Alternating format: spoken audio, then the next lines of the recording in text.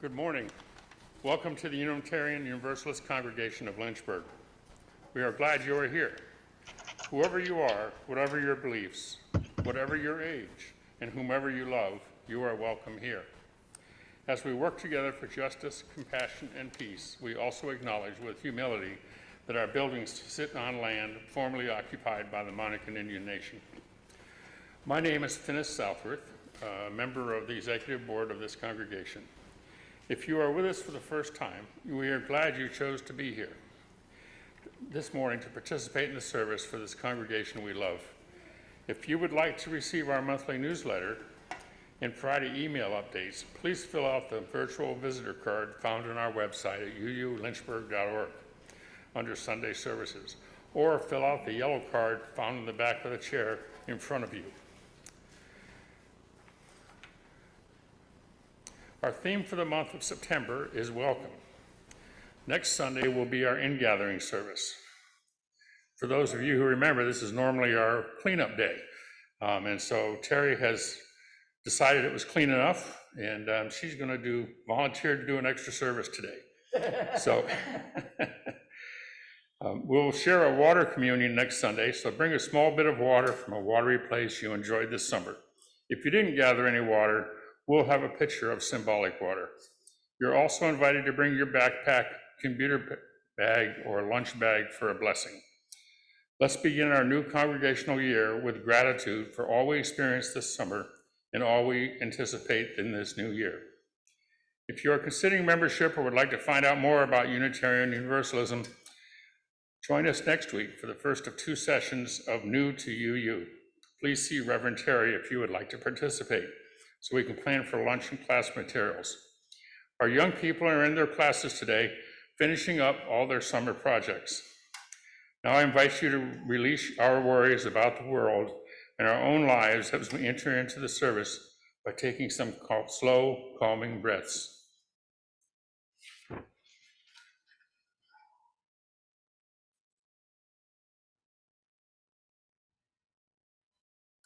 As we prepare to light our chalice, let's honor everyone who's with us this morning by those of us here waving to the folks on Zoom, and everybody on Zoom waving to everybody in the sanctuary.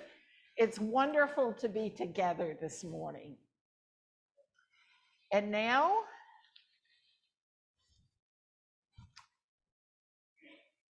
may the light we now kindle inspire us to use our powers to heal and not to harm, to help and not to hinder, to bless and not to curse, to serve you, O Spirit of life. I invite us now to rise in body or spirit to share hymn 134, Our World is One World, and it will sound muted, but the spirit is there. Thank you, Finis.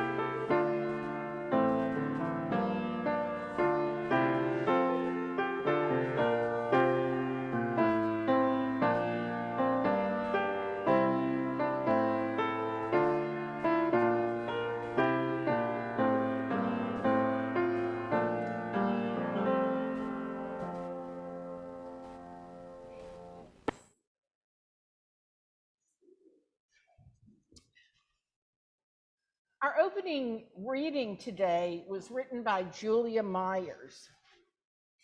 And even though people criticize technology, I found this on Facebook this week and I just love it. She writes, "The old threads are unraveling. Get your needles ready. We are stitching a new quilt of humanity. Bring your old t-shirts, worn out jeans, scarves, antique gowns, aprons, old pockets of plenty, who have held earth's treasures, stones, feathers, leaves, love notes on paper. Each stitch a mindful meditation, each piece of material a story. The more color, the better.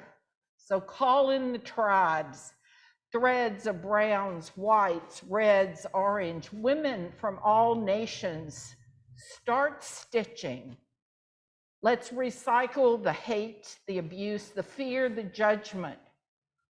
Turn it over, wash it clean, wring it out to dry. It's a revolution of recycled wares.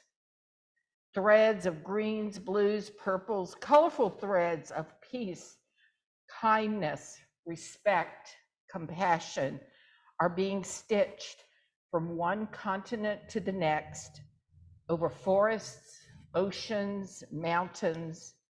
The work is hard, your fingers may bleed, but each cloth stitched together brings together a community, a world, our future world, under one colorful quilt, the new quilt of humanity.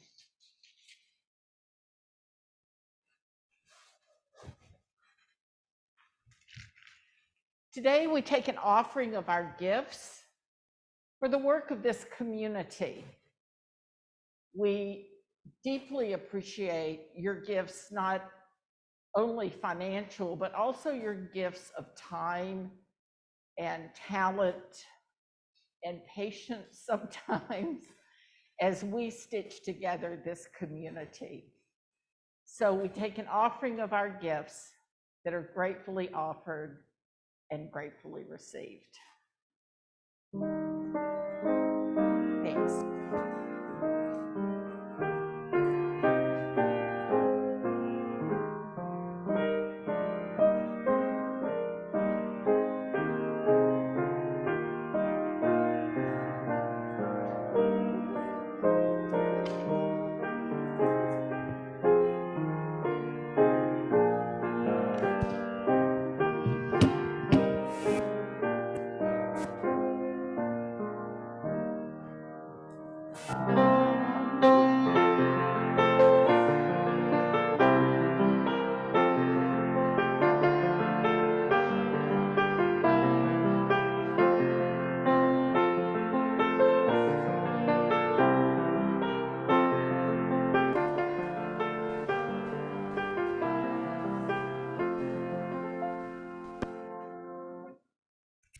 It is the tradition, history,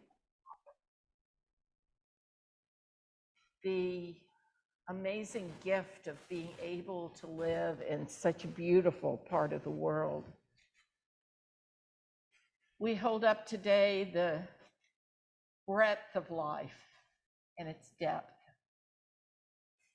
We are so grateful for our young people as they come into this world, and we bless those who are passing out of this life, especially today, Ann App.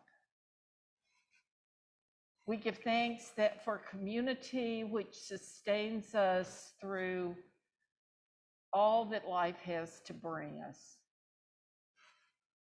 And we are aware also that there are those without the gift of community in their lives, those who suffer in mind, body, or spirit.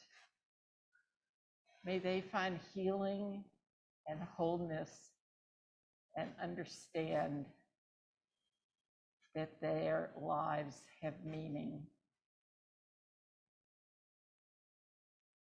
May we, as we build this community, discover the work that is ours to do, not only within this community, but also as we work together with other people of goodwill and faith communities, so that we may build a beloved community.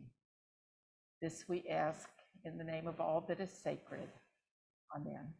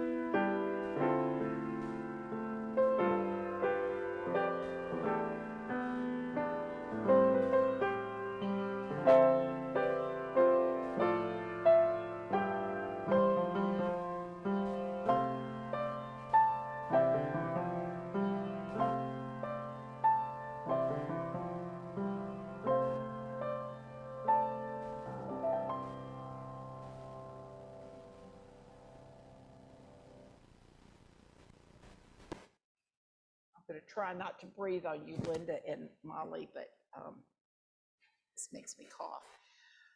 So I want to thank all of you for supporting me and giving me the opportunity to participate in the Parliament of the World's Religions. There's a little condensed video that we're going to see in just a minute that will give you a taste of the diverse people and sites at the Parliament.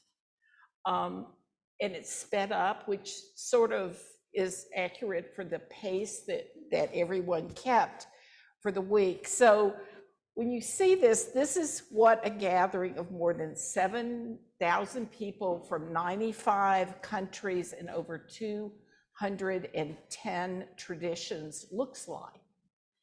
So look for the circle dances of the Dances of Universal Peace, a blacksmith who was literally making garden tools from guns, Jesse Jackson, wheelchair bound, receiving an award, the diversity of participants, and of course, turbans and religious garb from many traditions. So David, thank you.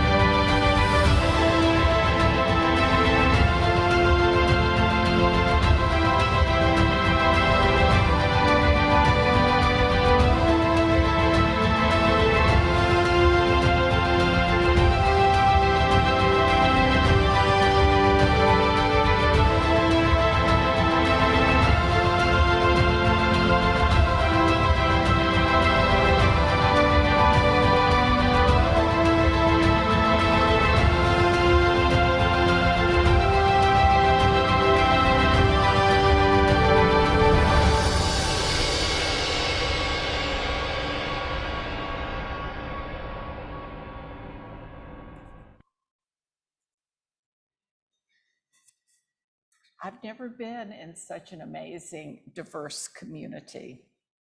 So thank you for watching that. I was so moved by observing and talking with people from many places and religions who were all committed to the important work of building a global community. This lofty ideal began with the first parliament in 1893, also held in Chicago.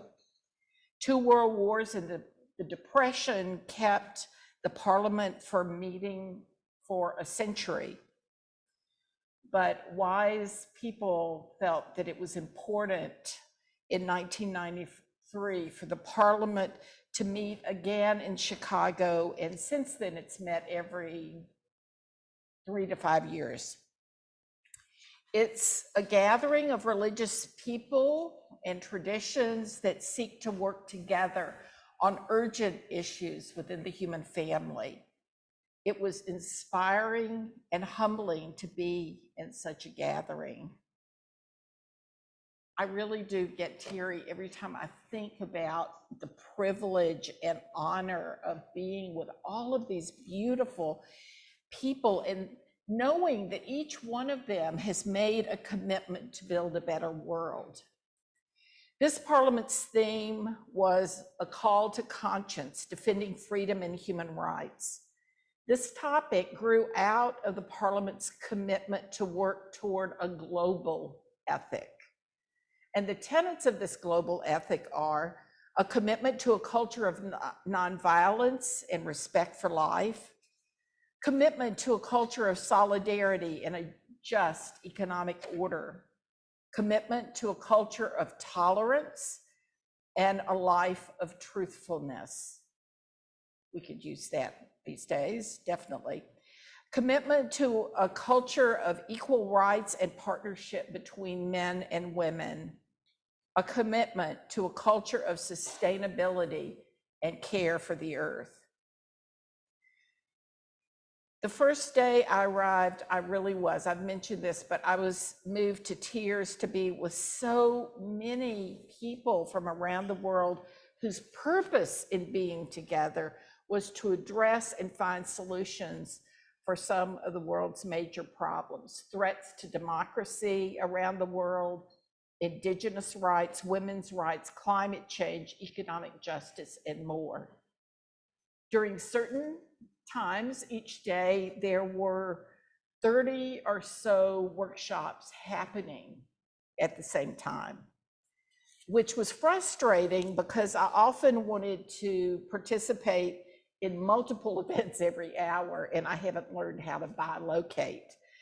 At this parliament, the state of the environment took a much more prominent role, even though it was important in the last 2 parliaments.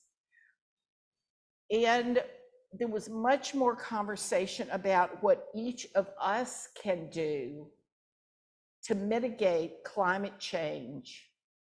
Jane Goodall called each of us to decide on perhaps simple, concrete steps that each of us can do personally that will make a small difference, knowing that if each of us do our part, it will make a huge difference. So here's a short introduction that articulates the urgency of our discussions among people from around the world and some solutions found in widely diverse places around the globe. Thank you, David.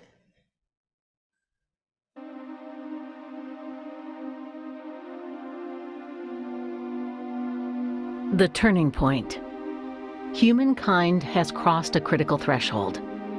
Climate change has touched everyone on our planet. Our common lived experience will never be as it was before. Our children and grandchildren will never be able to fully experience the beauty, joy, and richness of the natural world that shaped our lives and the lives of our grandparents. Climate change has wiped away entire villages and towns, crippled the productive capacity of thousands upon thousands of hectares of land. jeopardized food supplies around the world, raised sea levels in every coastal nation, threatening the homes of more than 300 million people, increased the number and severity of hurricanes and the devastation they leave behind, expanded the extent and frequency of major droughts, depleted water supplies, escalated the magnitude and incidence of wildfires around the world, destroyed habitats everywhere on the planet, and driven countless species to extinction. Climate change is the dominant feature of the Anthropocene age, the geological epoch in which human activity has become the primary influence on the global environment. The consequences of climate change, like most of the crises in the Anthropocene, fall most heavily on those least responsible for what has happened. Time is up for doing too little, or for doing nothing at all. Life on our planet has changed. Human actions have caused these changes, and their impact will become more severe with each passing day. This is the reality of the Anthropocene. We have become a force of geological proportions. We have caused the climate crisis and diminished the quality of life on Earth. We face a time of great sadness and tragedy. Yet, there is still an opportunity to build a just, peaceful, and caring world. But we must have the courage to confront the reality of our actions and profoundly change our behavior today. Something else is changing. We are.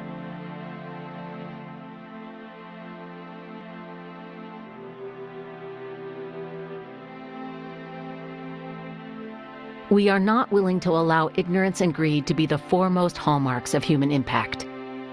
We are not willing to allow heedless economic interests of a few to dictate the future of all our children.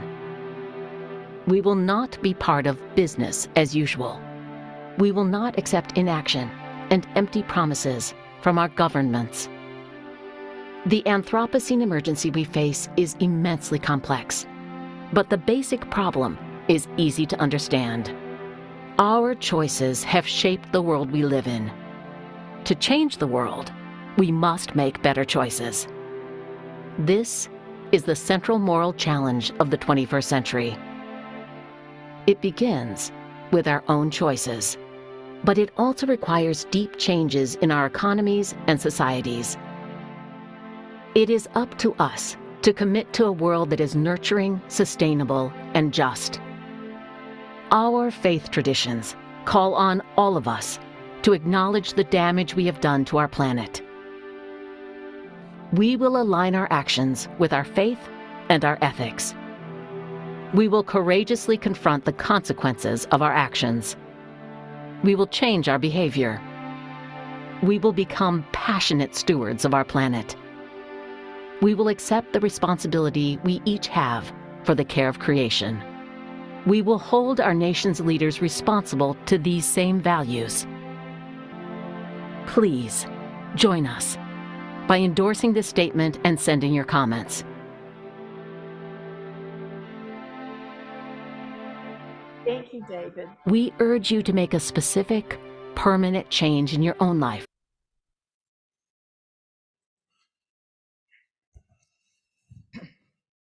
It's hard to watch and it's daunting, but we can work together. And it was so encouraging this week when the country of Ecuador voted against allowing oil companies to come dig. So I think they're showing us the way, as well as other countries. So with this urgent message grounding my exploration in the breadth of the offerings at the Parliament, I began observing more like who was there. So by the second day, a lot of people realized, oh, none of the evangelical Christians were there. because nobody was trying to convert anybody else. We were just trying to work together from our own worldview and religious perspective to make a better world. There was also at this parliament not as many Jewish participants or traditional Muslim participants, though certainly there were a lot of liberal Jews and Muslims at the parliament.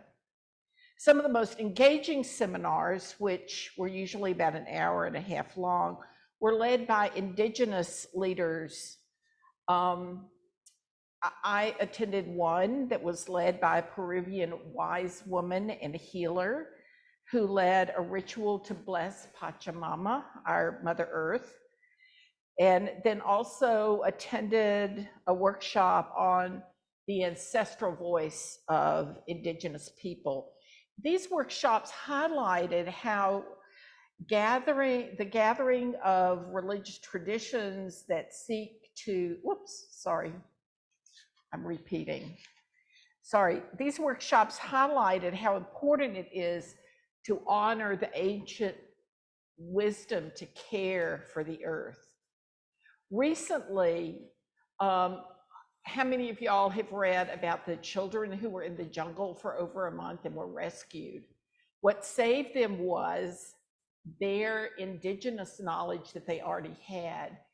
And when the Colombian military couldn't find them, they called on indigenous leaders, and they were the ones who actually found the children using wisdom that we in this country discount, using plant medicine and visions that pointed exactly where the children were. Now in California, I learned at the parliament, indigenous leaders are being asked to help guide forest management folks so that they can understand and use ancient techniques to care for nature in a way that reduces the risk of wildfires.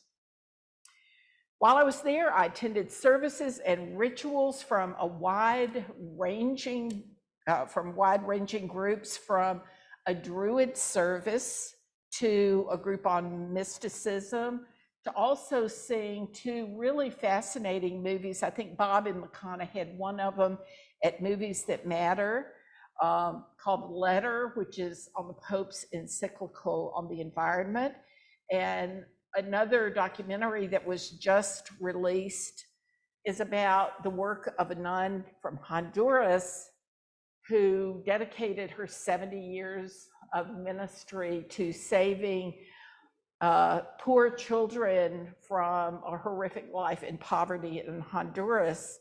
And she worked tirelessly. She was quite a character. The documentary really showed her personality. But she worked tirelessly getting money to help children, their mothers, then developing work for families and putting kids through college. When she died in July 2020 from COVID, Sister Maria Rosa had saved over 87,000 children and their families. It was an inspiring documentary, and I'd really like to get it here so that we can see it, because it's quite interesting. There were so many wide-ranging offerings. One of the most interesting workshops I attended was the new research on the use of psychedelics to enhance spiritual experiences. The Johns Hopkins researcher who's recently led experiments giving psilocybin to religious professionals was a person who led that seminar. The data and discussion is quite interesting, and I learned that McConnell had told me that one of our seminaries is going to be teaching a class on training chaplains to help work with people who have had spiritual experiences using psychedelics, and many other seminaries are doing that also. So while this research was quite radical in the 60s, there's a great deal of research now which indicates positive aspects of psychedelics as treatment for several mental health issues, as well as a path to enlightened experiences. That's not my path, but it has been very meaningful to a number of people. I learned so much from the indigenous teachers who were there. One of them helped frame climate change in a new way for me. They said, we need to stop talking about climate change. We need to see what's happening, which we consider as a crisis, as the fact that Mother Earth is unifying, it is purifying herself.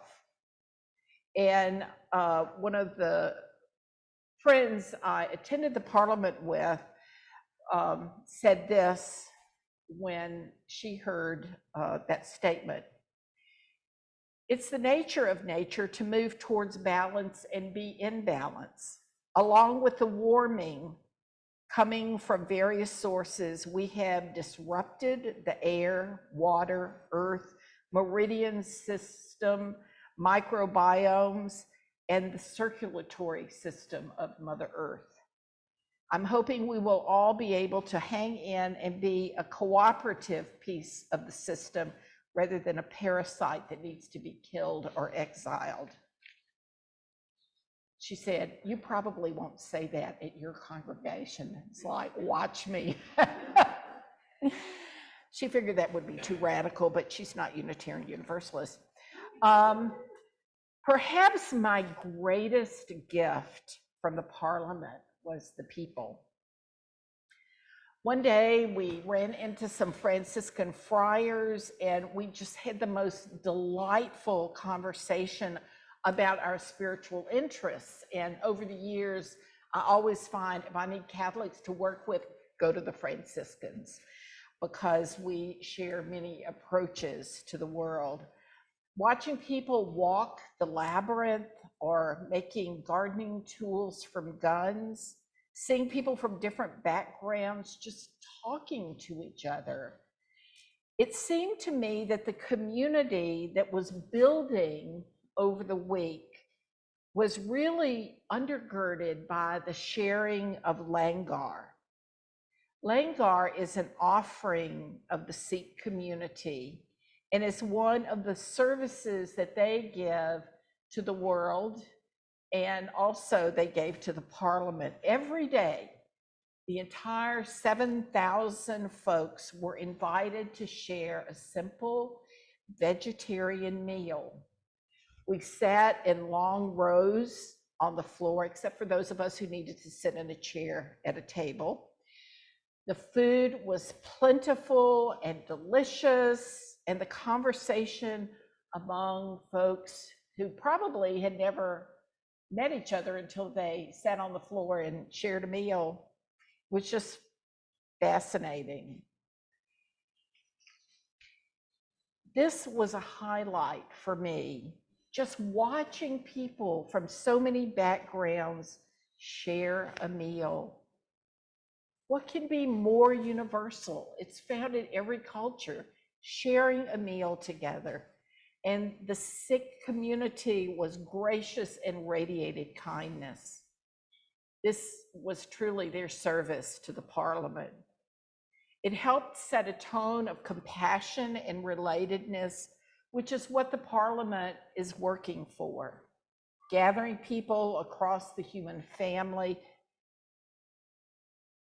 people who commit their lives to creating a global ethic, grounded in an understanding that all of us are enriched when we honor the worth and dignity of the diversity of culture and religion. This diversity brings forth the wisdom from the whole human family. And in that spirit, I invite us to rise in body or spirit to share hymn number 148.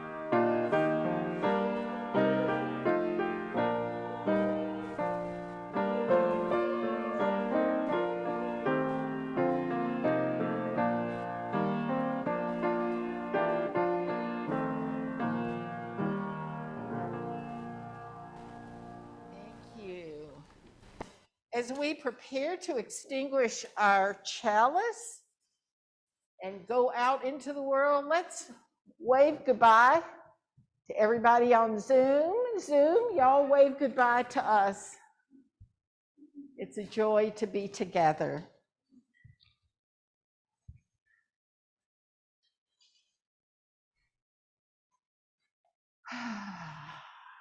We extinguish this flame, but not the light of truth, the warmth of community, or the fire of commitment.